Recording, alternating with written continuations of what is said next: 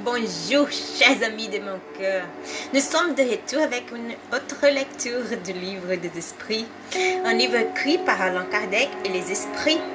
Nous sommes à l'échelle spirit. Question 100. Observation préliminaire. La classification des esprits est basée sur les degrés de leur avancement, sur les qualités qu'ils ont acquises et sur les imperfections dont ils sont encore à se dépouiller. Cette classification, du reste, n'a rien d'absolu. Chaque catégorie ne présente un caractère tranché que dans son ensemble.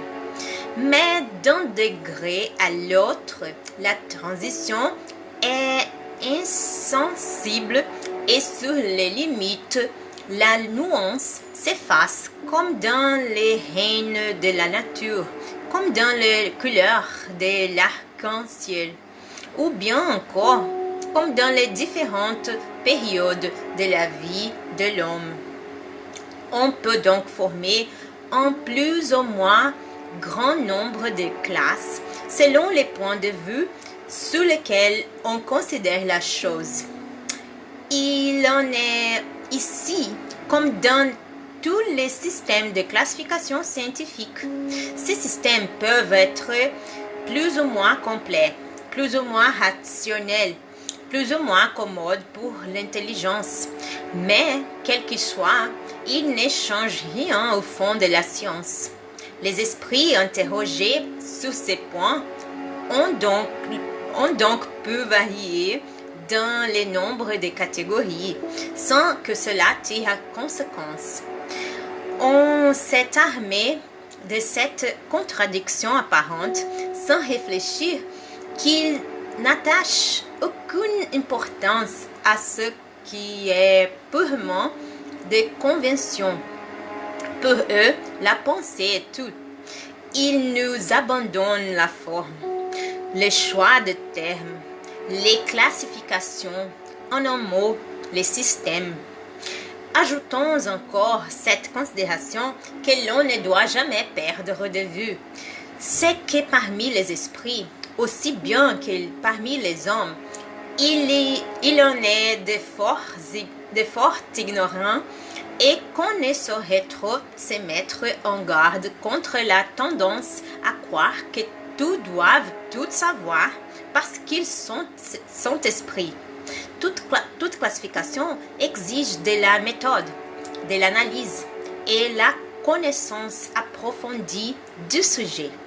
Or, dans le monde des esprits, ceux qui ont des connaissances bornées sont, comme ici-bas, les ignorants, inhabiles à embrasser un ensemble, à formuler un système.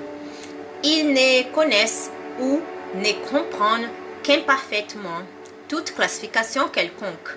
Pour eux, tous les esprits qui leur sont supérieurs sont du premier ordre, sans qu'ils puissent apprécier les nuances de savoir, des capacités et des moralités qui les distinguent, comme parmi nous un homme brut à l'égard des hommes civilisés. Ceux-mêmes qui en sont capables peuvent varier dans les détails selon leur point de vue, surtout quand une division n'a rien d'absolu. Linné, Jussieu, Tournefort ont, eux, chacun leur méthode. Et la botanique n'a pas changé pour cela. C'est qu'ils n'ont inventé ni les plantes ni leur caractère. Ils ont observé les analogies d'après lesquelles ils ont formé les groupes ou classes. C'est ainsi que nous avons procédé. Nous n'avons inventé ni les esprits ni leur caractère. Nous avons vu et observé.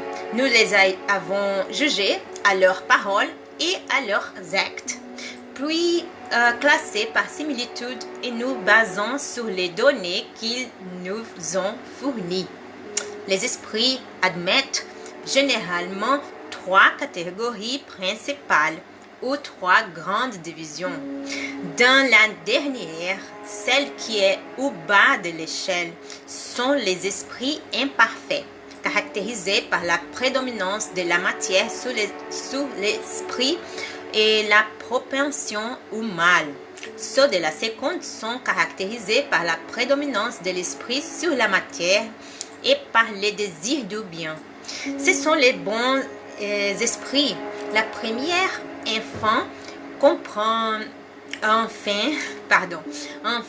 comprend les purs esprits, ceux qui ont atteint les suprêmes degrés de perfection.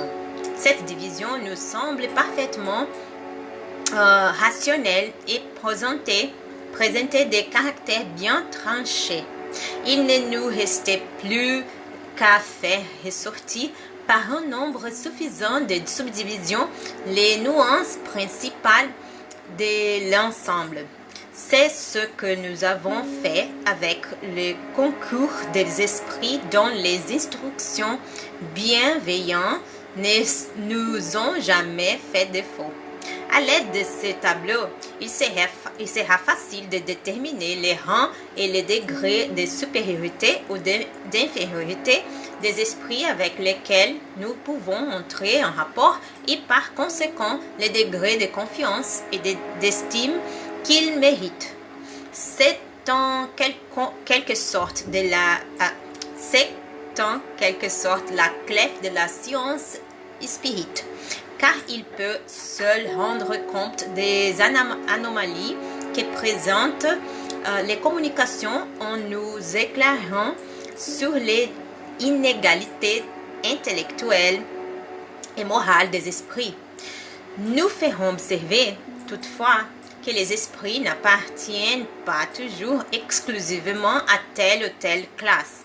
Leur progrès ne s'accomplissant que graduellement et souvent plus dans un sens que dans un autre, ils peuvent réunir les caractères de plusieurs catégories, ce qu'il est aisé d'apprécier à leur langage et à leurs actes.